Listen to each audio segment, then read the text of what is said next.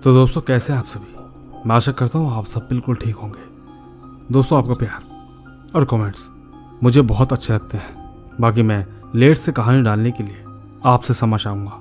दरअसल मुझे कुछ चोट लगी है, जिसके कारण मुझे बोलने में थोड़ी परेशानी हो रही है। बाकी दोस्तों, अगर आप ये चाहते हैं कि मैं आपकी कहानियों को अपनी आवाज़ दूँ, तो कहानियाँ सुनने के बाद आप मुझे इंस्टाग्राम पर मैसेज कर सकते हैं। मेरी आईडी है महेश आर्या यूट्यूबर। कहानियों के बाद मैं आप सबको वहीं मिलूँगा। बस आप जल्दी से अपने अपने हेडफोन लगाएं और शुरू हो जाए मेरे यानी महेश के साथ।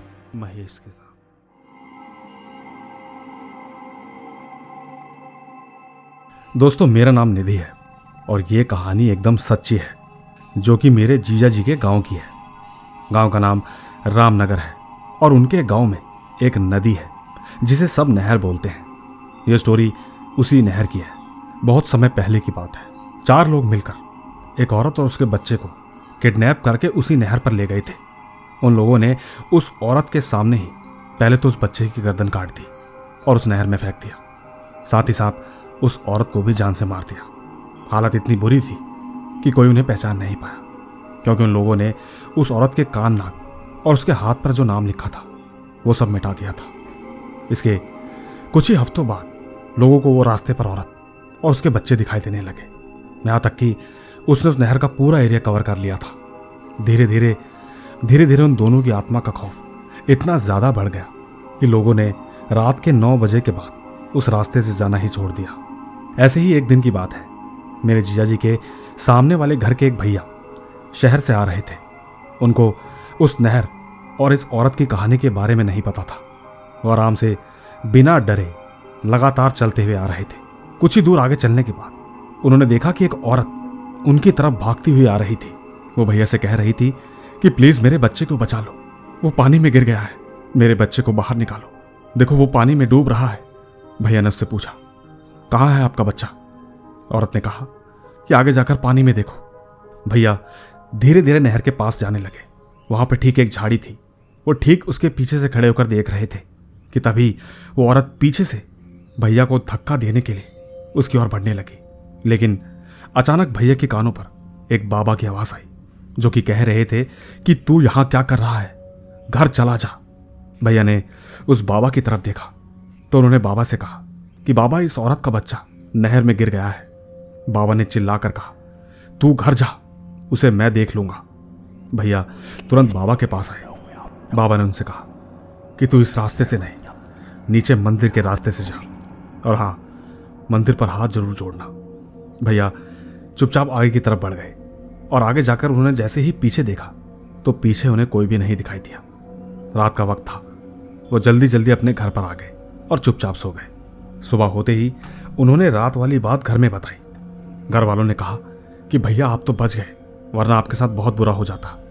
सच कहूं तो आपको पिल्लिया वाले बाबा ने बचा लिया। इसके बाद उन लोगों ने उस औरत की कहानी सुनाई कि किस तरीके से उस औरत और उसके बच्चे को मार दिया गया था। बाकी मैं आपको एक कहानी और सुनाना चाहती हूँ, जो कि मेरे गांव की है। मेरे गांव का नाम छर्रा है। कहानी मेरे बाबा ने सुनाई थी। बहुत टाइम पहले की बात है, जब मैं नहीं थी। मेरे बाबा बाजार में सब्जी बेचने जाते थे। एक दिन बाबा और मेरा बड़ा भाई, जिसका नाम नितिन है, उन्हें सब्जी बेचते बेचते तकरीबन रात के 10 बज गए।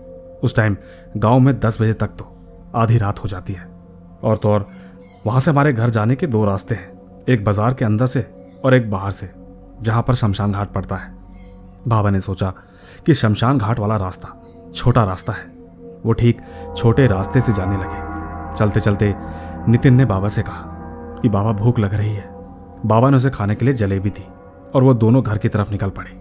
रास्ते में शमशान घाट भी पड़ता था, लेकिन उससे पहले सड़क पर एक छोटी सी नाली थी और ठीक उस नाली के लेफ्ट में ही शमशान घाट था। बाबा ने जैसे ही झुककर वो नाली पार की और ठीक अपना चेहरा उठाया तो उन्हें एक आदमी ठीक उनके सामने खड़ा दिखाई दिया। उसके हाथ में एक डंडा भी था। वो देखने में बहुत डरावना लग रहा था। बाबा उसे देखकर बहुत डर गए। एक तरफ वो ये भी सोच रहे थे कि ये सब कुछ नितिन को भी दिख रहा है या नहीं। बाबा ने मेरे भाई से पूछा कि तुझे यहाँ पर कोई दिखाई दे रहा है? नितिन ने कहा कि नहीं बाबा, मुझे यहाँ कोई नहीं दिख रहा। बाबा ने नितिन को अपने पीछे छिपा लिया और खुद एक बीड़ी जलाई। इसके बाद वो आगे की तरफ चलने लगे। चलते वक्त वो मन ही मन हमारे देवी देवताओं का नाम ले रहे थे। आगे कुछ ही दूरी पर हमारे देवताओं का थान है, जो कि मरने के बाद हमारी रक्षा करते हैं। इसीलिए हम उनके लिए थान बनवा देते हैं। साथ ही साथ हम उनकी पूजा भी करते हैं। थान के पास पहुंचते ही बाबा और नितिन ने हाथ जोड़े और चुपचाप घर की ओर निकल गए। लेकिन दोस्तों, सबसे बड़ी बात थी कि उस इंसान ने कुछ भी नहीं किया। इसकी वजह बाबा ये बताते हैं कि बाबा ने उसे टोका नहीं था। बाबा बताते हैं कि वो वहीं पर रहते हैं और तो और उस रात के बाद से वो उस रास्ते से नहीं आते। खैर, ये बहुत समय पहले की बात थी, लेकिन आज की डेट में वहाँ आसपास घर बन गए हैं। खैर, अब इतना डर नहीं लगता। ये कहानी मेरे ही बाबा की है और मेरे बाबा का नाम डोरी लाल है। साथ ही साथ मैं आपको एक कहानी और सुनाना चाहती हूँ, और ये बात तब की है जब मेरे माता पिता की शादी को 1 या 2 महीने हुए थे। माँ उस वक्त अपने घर गई हुई थी और पिताजी माँ के घर उनको बुलाने के लिए जा रहे थे। उस वक्त उनके पास साइकिल थी। वो ठीक साइकिल चलाकर मेरी माँ के गांव नहरपुर जा रहे थे। रास्ते में एक आम का बाग पड़ता है और वहीं खेत के किनारे एक ट्यूबवेल भी है। पिताजी जैसे ही वहां से निकल रहे थे तो उन्होंने देखा कि एक नई दुल्हन उस रास्ते पर चल रही थी। पिताजी एक बार को देखकर शॉक हो गए, क्योंकि वो औरत बिल्कुल अकेली थी। कुछ ही दूर चलकर वो औरत एक कोने पर जाकर बैठ गई। पिताजी के दिमाग में एक बात और भी आई। उन्हें लगा कि शायद इसका पति यहीं आसपास होगा, क्या पता टॉयलेट करने गया होगा। खैर, पिताजी वहां से आगे निकल गए। उन्होंने इस बात पर ज्यादा ध्यान नहीं दिया, लेकिन जब वो आगे निकल चुके थे तो आगे उन्होंने पाया कि वही औरत उनके सामने खड़ी थी। सच कहूं तो वो उस औरत को देखकर एकदम हैरान हो गए, लेकिन पिताजी को ऐसा कुछ अजीब नहीं लगा। वो चुपचाप फिर दोबारा से आगे निकल गए। दोस्तों, करीब 5 से 10 मिनट के बाद जब औरत उन्हें फिर से दिखाई दी, तब पिताजी बहुत ज्यादा डर गए। वो ठीक जल्दी जल्दी साइकिल चलाकर आगे की ओर बढ़ने लगे। औरत ने उनसे कहा कि मुझे भी ले चलो। वो पूरे रास्ते अपने भगवान को याद करते रहे और ठीक वो जैसे ही माँ के घर पर पहुंचे, तब उन्होंने रास्ते की ये कहानी उनके घर में बताई। घर पर नाना ने पिताजी को बस इतना बोला कि अच्छा हुआ तुम रास्ते में नहीं रुके, ये तुम्हारी सबसे अच्छी बात थी। इसके बाद नाना ने यह कहानी मेरी माँ को भी सुनाई। उन्होंने बताया कि वो औरत उन्हीं के गांव की लड़की थी। जब एक दिन उसकी शादी थी तो पता नहीं उसे अचानक क्या हुआ, उसके पेट में बहुत जोर से दर्द होने लगा था। घर वालों ने उसे डॉक्टर को भी दिखाया, साथ के साथ गांव में किसी बाबा को भी दिखाया। उस वक्त सबको यही लग रहा था कि शायद किसी ने कुछ कर दिया है, लेकिन उनके घर वालों से जो कुछ हो सकता था उन्होंने वो सब कुछ किया, पर वो उस लड़की को बचा नहीं पाए। सबसे बुरी खबर तो ये थी कि जिस दिन उसकी शादी थी वो उसी दिन मर गई। दोस्तों, बेहद बुरी खबर यह है कि उसने अपनी आधी शादी निपटा ली थी, बहुत सी रस्में पूरी कर चुकी थी। घर वालों ने उसे उसी जोड़े में दफना दिया। और तो और जिस खेत में वो औरत पिताजी को दिखाई दी थी वो ठीक उसी का खेत था और उसे दफनाया भी वहीं गया था। बाकी दोस्तों, आपको मेरी ये तीनों कहानियां कैसी लगी मुझे नीचे कमेंट्स में जरूर बताइएगा। धन्यवाद। तो दोस्तों, देखा आपने, ये थी निधि की 3 कहानियां, जिसमें एक कहानी उनके जीजा जी के गांव की है और दूसरी पिताजी और उनके भाई की, और ठीक तीसरी कहानी उनके पिताजी की ही है। इनकी कहानी में सबसे बड़ी बात, तीनों कहानी रास्ते की है। अब आपको इनकी कहानी में कितनी सच्चाई लगती है वो आप डिसाइड करके नीचे कमेंट जरूर कीजिएगा, क्योंकि मैं ले चलता हूं आपको हमारी आज की अगली कहानी की ओर। आइए सुनते हैं। राधे राधे दोस्तों, मेरा नाम विशेष दुबे है। ये कहानी मेरी पहली कहानी है जो कि सर के चैनल पर मैं पहली बार सुना रहा हूँ। एक बार मैं और मेरा पूरा परिवार जंगई नामक गांव में गए थे। उस वक्त सब कुछ एकदम सही चल रहा था, पूरा रास्ता हंसते खेलते भी था, लेकिन नहीं मालूम था कि मेरे साथ ऐसा कुछ हो जाएगा जो मैंने सोचा नहीं था। दोस्तों, ये बात 2018 की है। गांव में उस वक्त इतनी लाइट की सुविधा नहीं होती थी, सब के सब चांद की रोशनी से ही आया जाया करते थे। एक रात सब लोग खाना खाकर छत पर लेटे हुए थे। लेटे लेटे मेरे रिश्तेदारों के कुछ भाई मुझे भूतों की कहानी सुनाने लगे। उस समय मुझे इन सब चीज़ों से डर भी नहीं लगता था। और हाँ, हमारे आंगन में एक पीपल का पेड़ है। वो लोग ठीक उस पेड़ की ओर इशारा करके कहने लगे कि वो देखो, वहाँ पर कोई उड़ रहा है। उस वक्त उन्होंने मुझे इतना डरा दिया कि मैं रोने लगा। थोड़ी ही देर बाद मेरी माँ मुझे वहाँ से लेकर गई। मैंने पहले तो बहुत सारा पानी पिया और फिर चुपचाप सो गया। लेकिन दोस्तों, सोने के बाद मेरे साथ ऐसा कुछ हुआ जिससे मेरी हालत ख़राब हो गई। रात के तकरीबन 2 बज रहे होंगे। उस समय पूरा सन्नाटा था। तब मुझे बिल्कुल मालूम नहीं चला कि मुझे नींद से उठाकर कौन पुल के पास ले गया। पुल हमारे घर से 500 मीटर की दूरी पर था। अब कौन मुझे नींद में उठाकर पुल तक ले गया ये तो मैं नहीं जानता, क्योंकि मुझे नींद में चलने की बीमारी भी नहीं है। खैर, अचानक जब मेरी आंखें खुली तो मैंने खुद को पुल पर पाया। यकीन कीजिएगा, मैं इतना डर गया कि मैं उस जगह ही बैठ गया। रात का समय था, सियार की आवाज़ भी आ रही थी। उस आवाज़ से मैं और ज़्यादा डर रहा था। मैं चुपचाप धीरे धीरे घर की ओर चलने लगा। उस वक्त रास्ते में ठंडी ठंडी हवा भी चल रही थी। ऐसा लगा मानो कि जैसे मैं कश्मीर में आ गया हूँ। रास्ते में चलते वक्त अचानक ऐसा लगा कि जैसे कोई मेरे पीछे पीछे चल रहा हो। मैंने इस बात पर इतना ध्यान नहीं दिया, लेकिन थोड़ी ही देर में ऐसा लगा मानो कि जैसे कोई मेरे एकदम पास आ गया हो। मैंने जब एकदम से पीछे देखा तो कोई भी नहीं था, पर जब मैंने आगे की तरफ देखा तो पाया कि मेरे घर के पास कोई खड़ा हुआ था। वो एकदम काला सा साया था।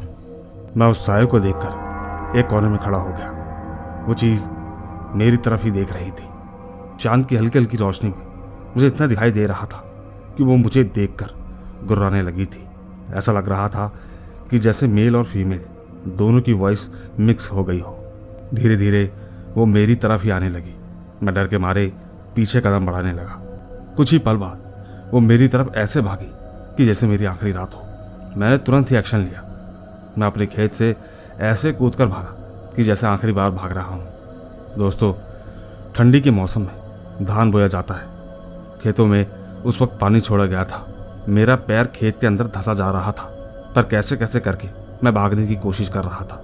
वो ठीक खेत के पास पहुंचते ही मेरी तरफ उड़कर आने लगी। ये देखकर मेरे दिल की धड़कन बहुत ज़्यादा बढ़ गई। मैंने तुरंत ही अपने प्रभु श्री कृष्ण को याद किया।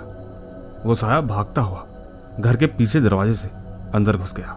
उस वक्त मेरे दिल की धड़कन इतनी तेज थी कि मैं कुछ बोल नहीं पा रहा था, और तो और मैंने इस बारे में आज तक किसी को नहीं बताया। बस मैं जब भी गांव जाता हूँ तो रात होने से पहले ही सो जाया करता हूँ। बाकी दोस्तों, नहीं मालूम, मुझे ऐसा लगता है कि शायद उस घर में कुछ ना कुछ तो है। वैसे मेरे अलावा आज तक उन लोगों के साथ कुछ भी नहीं हुआ, तो मेरा मानना या ना मानना बेफिजूल है। इसलिए मैंने इस बारे में कभी भी किसी को कुछ नहीं कहा। बाकी कहानी तो मेरी इतनी ही थी, मगर आपको इस कहानी में अगर कुछ भी लगता है तो नीचे कमेंट्स जरूर कीजिएगा। आखिर मुझे भी तो जानना है कि क्या वो सच में सच था या सिर्फ एक वहम। धन्यवाद। आइए दोस्तों, अगली कहानी की ओर। दोस्तों, आज जो कहानी मैं आपको बता रही हूँ वो कोई भूत प्रेत की नहीं है, लेकिन वो जो कुछ भी है वो सब कुछ मेरे माँ के साथ घटी है, जिससे वो आज तक बाहर नहीं आ पाई है। आपको बता दूं कि हम 4 बहनें और एक भाई हैं। सभी बहनों की शादी हो गई है। भाई अपनी पढ़ाई पूरी करके बैंक में जॉब करता है। बात 2 साल पहले की है। अचानक मेरी माँ की तबीयत धीरे धीरे खराब होने लगी। यही कुछ ना कुछ तकलीफ होने लगी थी। उस वक्त जब हम दवाई लाते तो वो अच्छी हो जाती, लेकिन कुछ दिनों में फिर से वैसी की वैसी ही हो जाती। दूसरी तरफ भाई ने माँ की दवाई के लिए बहुत पैसा लगा दिया है। बस उसका एक ही कहना है कि माँ जल्दी से ठीक हो जाए। अब तो धीरे धीरे माँ को बोलने में तकलीफ होने लगी। हम सब मिलकर माँ को महंगे से महंगे हॉस्पिटल में दिखा चुके हैं, लेकिन दिखाने पर डॉक्टर बोलते हैं कि गले में तो कोई तकलीफ नहीं है, रिपोर्ट में कुछ भी नहीं आ रहा है। डॉक्टर की बात सुनने के बाद हम लोग बहुत परेशान हो गए। मेरी 2 बहनों का ससुराल थोड़ा दूर है। मेरी बड़ी बहन और मैं पास में ही हैं, तो माँ का ख्याल हम ही रखते हैं, क्योंकि भाई को नौकरी भी जाना होता है। एक दिन हम अपनी बहन के ससुराल गए हुए थे। उनके घर के थोड़ी ही दूरी पर एक दरगाह है। उस वक्त हम वहाँ पर भी गए। वहाँ पर हमने एक बाबा को देखा। सोचा उनसे इस बारे में पूछते हैं, शायद कोई ना कोई रास्ता दिख जाएगा। बाबा ने माँ को सामने बैठाया, और आपको बता दूं कि हमारी माँ आज भी साफ तरह से नहीं बोल पाती है। उसकी आवाज़ अटकती है। बाबा ने ये सब कुछ देखा। उस वक्त मैं और मेरी बहन साथ में ही थे। बाबा ने बताया कि आपकी माता पे किसी ने काला जादू किया है। उन्होंने ये तक बताया कि ये सब कुछ तुम्हारे ही रिलेटिव में किसी ने किया है। हो ना हो किसी ने तो उनको शरबत में मिलाकर कुछ पिलाया है, और ये बात 2 साल पहले की है। ये सब कुछ माँ को बिल्कुल याद नहीं है। दोस्तों, हमारे मन में कई सवाल थे। हम पूछना चाहते थे कि बाबा ऐसा क्यों हुआ। मेरी माँ ने आज तक सबकी तकलीफ देखी है और वो हमेशा सबके साथ खड़ी रहती है। अगर किसी को कुछ गलत लगता है तो मुंह पे क्यों नहीं कहते। इतनी गंदी दुश्मनी हमने आज तक कभी नहीं देखी। बाबा कई लोगों को दिखाया, लेकिन अब तक मम्मी ठीक नहीं हुई। दवाइयों के चलते इनके शरीर में अभी कोई तकलीफ नहीं है, लेकिन बोलने में बहुत तकलीफ होती है। इसके बाद बाबा ने कहा, इनका गला किसी ने बांध दिया है। ये दिल की सांप है, गलत बर्दाश्त नहीं करती है। बस यही बात सामने वालों को अच्छी नहीं लगी। दोस्तों, हमने नाम पूछने की कोशिश की, लेकिन बाबा ने मना कर दिया। बस उन्होंने एक तावीज़ बना कर दिया है। कहा है कि इससे इनको अच्छा लगेगा। दोस्तों, सबसे बड़ी बात, तावीज़ के कुछ दिनों के बाद माँ को थोड़ा बहुत ठीक लगा, लेकिन आज भी वो साफ नहीं बोल पाती। दोस्तों, इस कहानी को मैं आपको इसलिए बता रही हूँ ताकि आप किसी अच्छे बाबा या किसी भी मौलवी को जानते हो तो मुझे कमेंट्स में ज़रूर बताएं। शायद मेरी माँ की ये तकलीफ दूर हो जाए। बाकी मैं इतना ही कहना चाहूँगी कि जिसने भी ये सब किया है, भगवान ज़रूर उसे देखेंगे। आइए दोस्तों, अगली कहानी की ओर। दोस्तों, मेरा नाम इमरान खान है। मैं एमपी के ग्वालियर से हूँ। मैं सर को पहले भी बहुत सी कहानियाँ भेज चुका हूँ जो कि एकदम सच्ची थी, और आज की ये कहानी भी एकदम सच्ची है, जो कि मेरे पिताजी के साथ घटी है। दोस्तों, मेरे पिताजी बहुत ही हिम्मत वाले और निडर इंसान थे। मैं ऐसा इसलिए कह रहा हूँ क्योंकि जब वो अपनी जवानी पर थे तब वो अपने पिताजी के साथ अक्सर देर रात को काम से छुट्टी करके घर आया करते थे, वो भी लगभग रात के 11 या 12 बजे। उनका घर यानी मेरे दादा दादी का घर, वहाँ जाने के 2 रास्ते थे। उन्हें आप गली भी कह सकते हैं, जो कि आज भी है। वो गलियाँ जब पड़ती थी तब उनका घर सिर्फ 5 मिनट की दूरी पर रह जाता था, और जब पिताजी काम से लौटकर आते थे तो गली सीधे हाथ पर पड़ती थी। तो अक्सर उसी गली से अपने घर की ओर जाया करते थे। सबसे बड़ी बात, मेरे पिताजी ही नहीं, रात के वक्त जो भी आता था वो सीधे हाथ वाली गली से ही आता था। न जाने क्यों पर उल्टे हाथ में भी एक गली थी, लेकिन रात के वक्त वहाँ से कोई भी नहीं आता था। उस गली में एक गंदा नाला भी था, और ठीक उस नाले के बगल से एक गली भी जाती थी जो कि लोगों को बाजार तक पहुँचाती थी। लोग अक्सर उस गली का यूज़ दिन में किया करते थे, और ठीक अंधेरा होते ही वो गली एकदम सुनसान हो जाया करती थी। ठीक उस नाले के सामने, यानी जहाँ मेरे पिताजी को जाना होता था, उसी जगह पर एक हनुमान जी का मंदिर भी था, और सीधे हाथ वाली गली के आखिर में एक दरगाह भी थी। वो दोनों गलियाँ एक छोटे से मैदान में जाकर खुलती थी। उस जगह पर पहुँचने के बाद दरगाह और मंदिर दोनों नजर आते थे। वो दरगाह और मंदिर आज भी अपनी जगह पर मौजूद है। खैर, अब कहानी पर आता हूँ। जब पिताजी अपने घर की तरफ आते थे तो ठीक उस गलियों के आने से पहले एक लकड़ी का टाल भी पड़ता था। पिताजी ने मुझे बताया कि ठीक उसी टाल से बुरी शक्तियों की शुरुआत होती थी। उस रात जब पिताजी उस टाल के पास से गुजरे तो उन्होंने देखा कि एक काला साया उनकी साइकिल के आगे चल रहा है। कभी वो साया किसी पेड़ पर नजर आता तो कभी किसी दीवार पर। कई बार वो छोटा हो जाता तो कई बार बड़ा, लेकिन पिताजी इन चीज़ों से कभी नहीं डरते थे, क्योंकि वो एक बहादुर पिता के बेटे थे जिन्होंने आधी रात को ना दिखने वाली अनजान शक्ति को अपने हाथ से दूध पिलाया था। और तो और उन्होंने अनजान शक्ति से निडर होकर बातें भी की थी। आप चाहे तो सर के चैनल पर बहादुर दादाजी वो कहानी सुन सकते हैं। वो कहानी मैंने ही भेजी थी, जो कि मेरे दादाजी की है। खैर, कुछ ही देर में वो दोनों गलियां भी आ गई। पिताजी अक्सर उस सीधे हाथ वाली गली से ही जाया करते थे, लेकिन आज पता नहीं उन्हें क्या हुआ। उन्होंने अपने आप से कहा कि आज मैं अपना रास्ता छोड़कर इस दूसरे वाले रास्ते से जाता हूँ, देखता हूँ कि ये मेरा क्या करता है। पिताजी अपनी साइकिल से बिना उतरे उस गंदे नाले वाले रास्ते पर चल दिए, और ठीक वो साया भी कभी उनके आगे और कभी पीछे लगातार बना रहा।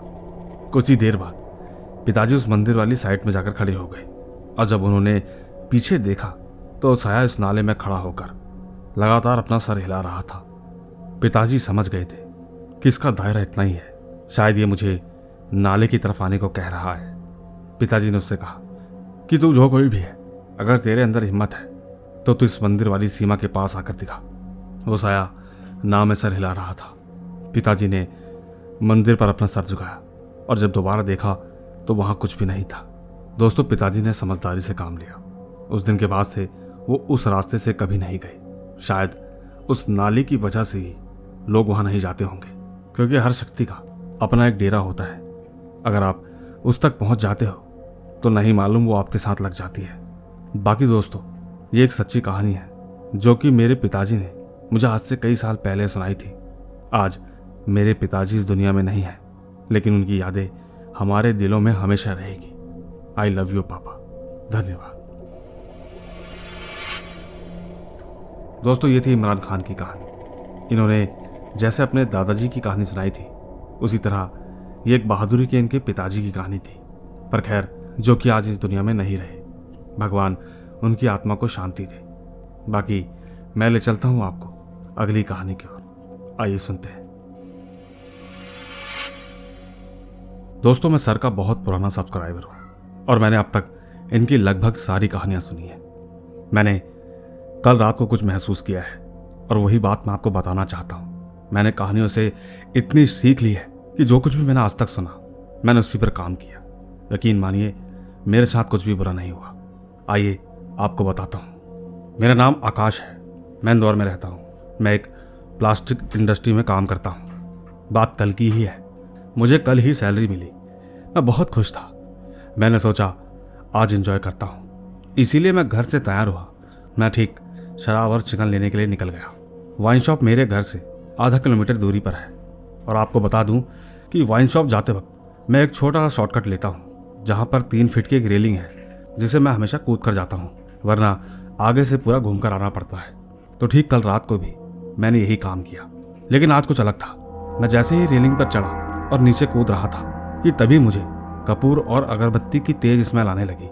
मैंने इधर उधर देखा तो मुझे एक लाल पोटली दिखाई दी, जिसे मैंने बड़ी ही उत्सुकता से छूने की कोशिश करी। वो पोटली एकदम किनारे पर रखी हुई थी।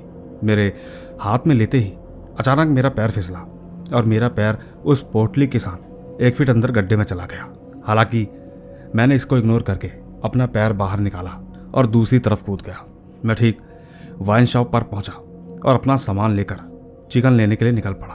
आप यकीन नहीं करोगे, उस वक्त मेरे कानों में एक हल्की सी आवाज़ आई जो मुझसे कह रही थी कि तूने गलती कर दी। मुझे भी पिला। रोड में चहल पहल थी तो मैंने ज़्यादा ध्यान नहीं दिया। जब वो आवाज़ 2-3 बार मेरे कानों पर आई तो उस आवाज़ से मैं डरा नहीं। मैंने बिना पलटे ही कहा, नहीं दूंगा। अब न जाने दोस्तों वो क्या शक्ति थी, मानो वो मेरे पैर पे सांप की तरह लिपट गई। ऐसा लगने लगा कि जैसे मेरे पैरों पर बहुत धीरे धीरे दर्द होना स्टार्ट हो गया। उस वक्त दर्द कम था। मैं चलते चलते चिकन शॉप पर गया और चिकन लेकर वापस अपने घर की तरफ जाने लगा। मैं ठीक उसी मोड़ पर दोबारा आया। वापस चलते वक्त मेरे मन में सर की कहानी याद आई। आप यकीन नहीं करेंगे, मैंने हर वो कहानी सुनी है जिसमें सर आखिरी में कुछ सीख देते हैं। मैंने ठीक उस चिकन को वहीं रेलिंग के पास में रखा। साथ ही मैंने अपनी शराब को भी चिकन के बगल में रख दिया। मैंने वहां पर हाथ जोड़े और अपनी गलती की माफ़ी मांगी। कुछ देर बाद हाथ जोड़ने के बाद मैं चुपचाप वहां से चला गया। आप यकीन नहीं करोगे, मेरे पैर का दर्द एकदम से ठीक हो गया। ऐसा लगा जैसे मैं किसी जेल से मुक्त हो गया हूं। अब नहीं मालूम कि आप मेरी इस बात को सच मानते हैं झूठ, मगर ये बात एकदम सच्ची है। बस इतनी ही थी मेरी ये कहानी। तो दोस्तों, देखा आपने, ये थी हमारी आज की कहानियां। उम्मीद है हर बार की तरह आपको ये कहानियां जरूर पसंद आई होगी। बाकी मैं जल्द ही मिलूंगा आपसे इसी तरह की रोमांच भरी रहस्यमय कहानियों के साथ। बस तब तक आप अपना और अपने परिवार का ख्याल रखें। चलता हूं, बाय बाय।